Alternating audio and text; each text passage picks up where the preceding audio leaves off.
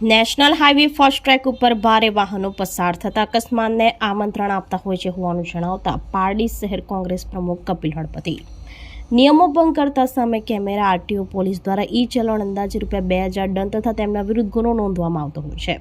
વલસાડ જિલ્લા highway traffic police રોજના નિયમિત પેટ્રોલિંગ હાઈવે પર કરી નિયમોનું ઉલ્લંઘન કરતા સામે લાલાક કરે તે જરૂરી। પારડી મામલતદાર કચેરી 4 રસ્તા પ્રજાપતિ હોલ ખડકી બ્રિજ ઉપર કેટલાક નિર્દોષ લોકો ભારે વાહનોની અડફેટે ભોગ બન્યા છે। રાષ્ટ્રીય ધોરીમાર્ગ નંબર 48 ઉપર રોજના લાખો વાહનોની અવરજવર થતી હોય છે, જેમાં વાહનોને પસાર થવા 3 ટ્રેક આપવામાં આવ્યા છે।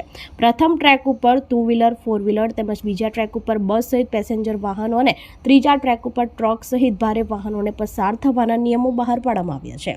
ત્યારે હાલ જોઈએ તો હાઈવેના પ્રથમ ટ્રેક ઉપર 90% ટ્રક, ડમ્પર, કન્ટેનર વગેરે ભારે વાહનો હંકારતા હોય છે, જેના કારણે નિર્દોષ લોકો અકસ્માતના ભોગે ચડે છે। તંત્ર દ્વારા કેમેરા આરટીઓ પોલીસ દ્વારા ઈ ચલણ અંદાજે ₹2000 દંડ તથા તેમના વિરુદ્ધ ગુનો નોંધવામાં આવતો હોય છે। તેમ છતાંય ભારે વાહન ચાલકો નિયમોને નેવે મૂકી ફર્સ્ટ ટ્રેક ઉપર વાહનો હંકારતા હોય છે, જેના માટે ખાસ કરીને જિલ્લા હાઈવે ટ્રાફિક પોલીસ રોજના નિયમિત પેટ્રોલિંગ હાઈવે પર કરે તે જરૂરી છે। આપણે જોઈએ તો પારડી મામલતદાર કચેરી 4 રસ્તા બ્રિજ, મહેતા હોસ્પિટલ સામે, પ્રજાપતિ હોલ સામે, શ્રીનાથ હોટલ પાસે ખડકી બ્રિજ ઉપર કેટલાક નિર્દોષ લોકો ભારે વાહનોની અડફેટે ભોગ બન્યા છે। ત્યારે જવાબદાર તંત્ર લાલાક કરે તેવી ચર્ચાએ જોર પકડ્યું છે। ભારે વાહનો, ટ્રાન્સપોર્ટ સંચાલકો, ડ્રાઈવરોને હાઈવેના નિયમોનું પાલન તથા નશો કરીને વાહન ન હંકારવું જેવા ટ્રાફિક નિયમોનું પાલન કરવા સૂચના આપે તે જરૂરી છે। પારડી શહેર કોંગ્રેસ પ્રમુખ કપિલ હળપતિએ જણાવ્યું હતું કે ચોમાસા બાદ પણ હાઈવેની કેટલીક રિપેરિંગ કામગીરી હાઈવે ઓથોરિટી દ્વારા પૂર્ણ કરવામાં આવી નથી।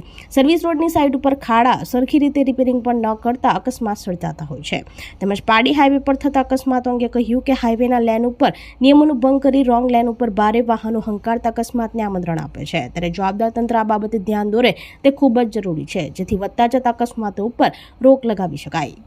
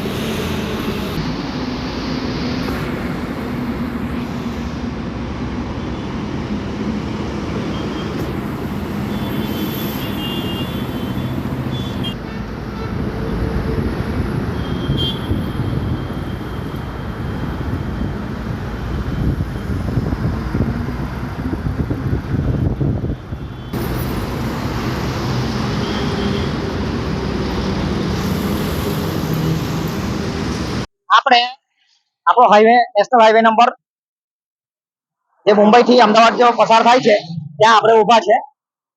પારડી નગરની વચ્ચેથી આ પસાર થાય છે। ચોમાસા દરમિયાન આ હાઈવે વિશે વારંવાર આપણે આપણા સમાચાર માધ્યમથી અવાજ ઉઠાવ્યો હતો ને હજુ પણ અમુક જે મુદ્દાઓ છે કે ચોમાસા પછી રિપેરિંગના કામ છે એ પણ હજુ અધૂરા દેખાય છે। પછી બમ્પરની હાલત હોય કે પછી જે સર્વિસ રોડ નવો બનાવ્યો તેમાં જે અમુક જગ્યાએ એ લોકો સાઈડ ઉપર અમુક ખાડાઓ રાખીને બાજુમાંથી કામ કરીને અકસ્માતને નોતરે એવા ખાડાઓ મૂકી ગયા તે બાબત હોય। બીજું મુખ્ય બાબત, પારડી હાઈવે ઉપર જે અકસ્માતો વારંવાર થાય છે તો મારે હાઈવે ઓથોરિટી તેમજ વાહન વ્યવહાર નિયમન કરતું તંત્ર, પોલીસ તંત્ર આપણું એમને ખાસ જણાવવાનું કે તમે નાના વાહન ચાલકોને અમુક નાની બાબતોમાં હેરાન પરેશાન કરો છો, એના કરતા અકસ્માતો નહીં થાય તે માટે હાઈવે પર લેનનું ખરેખર પાલન કરાવે। તમે જોઈ શકો છો હાઈવે ઉપર જે જમણી બાજુનો લેન છે, ઓવરટેકનો લેન છે, એમાંથી ઝડપી ગતિએ વાહનો પસાર થાય એવું ઘણી વાર બને છે। ભારે વાહનો જેઓ ડાબી બાજુ ચાલવા જોઈએ તે જમણી સાઈડના લેન પરથી એટલા બધા ઓવર સ્પીડમાં જાય છે કે અકસ્માતને નોતરનારા બને છે। એ માટે જે મધ્યમ લેન છે, ડાબી બાજુ ભારે વાહનોનો લેન છે, ખરેખર લેનનો સરેઆમ ભંગ થયેલો છે। આપણે ખાલી આ લેનનું પાલન પણ આ લોકો પાસે કરાવશું ને તો અકસ્માતોને નિવારવા માટેના એક પગલા તરીકે ગણાશે અને અકસ્માતનું ધોરણ પણ નીચું આવશે। તંત્રએ, હાઈવે ઓથોરિટીએ, ટ્રાફિક નિયમન કરતું પોલીસ તંત્રએ લાગતા વળગતા તંત્રએ જે કે આપણા કલેક્ટર શ્રી જેવી આ સૂચના આપી કમસે કમ વલસાડ જિલ્લા પૂરતું લેન્ડનું પાલન થાય એવી જોગવાઈ કરવી જોઈએ. ચોમાસા બાદ દિવાળી એ નજીક એ લોકોએ રસ્તા રિપેરિંગ હાઈવે રિપેરિંગની કામગીરી ચાલુ કરી, પરંતુ અગાઉ તમે જોતા હતા કે હાઈવે રિપેરિંગની કામો અમુક મર્યાદામાં પૂર્ણ થઈ જતી હતી, રસ્તાઓ સુદૃઢ બની જતા હતા. ચોમાસામાં આપણે સમજીએ છીએ કે તકલીફ હતી, રિપેરિંગ કરવામાં તકલીફ થતી હતી અને આપણા પાસે વ્યવસ્થા નહીં હતી. પરંતુ હવે ઉનાળો આવી ગયો છે તો પણ રસ્તાની પરિસ્થિતિ સુધરવા જેવી તેવી સુધરી નથી. અમારા ત્યાં સર્વિસ રોડ પર તમે જો રસ્તો સર્વિસ રોડ નો બનાવ્યો ત્યાં બાજુમાં ખાડા હજુ ઉપલબ્ધ છે. હાઈવેના સાઈડની જે બાજુઓ છે એ વ્યવસ્થિત રાખવા નથી, ધાર ઉપર ચડવાથી એક્સિડન્ટ થાય છે. અહીંયા આપણે ઉભા થઈને પાછળ જોઈ શકો હજુ પણ તમને ખાડાઓ દેખાય છે. એટલે તંત્ર હજુ ઊંઘમાંથી જાગી નથી એવું મને હાલ લાગી રહ્યું છે. ભારે વાહનો માટે આપણે ત્યાં તંત્ર દ્વારા ઓનલાઈન મેમોની વ્યવસ્થા ગોઠવવામાં આવી છે.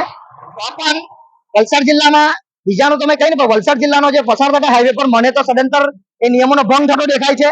આટલી વ્યવસ્થા થતી છે તો પણ તે હજુ તો ટ્રાફિક નિયમન જે લેનમાં જે ચાલવા જોઈએ તે વાહનો એની કોઈ અસર અહીં દેખાતી નથી. આપણી સંકલ્પ ન્યૂઝ ચેનલને સબસ્ક્રાઇબ અને લાઇક કરો, બેલ આઇકન દબાવો જેથી આવનાર ન્યૂઝ અપડેટ્સની નોટિફિકેશન આપના મોબાઈલ પર સૌથી પહેલા પહોંચે. Like, subscribe and share the video.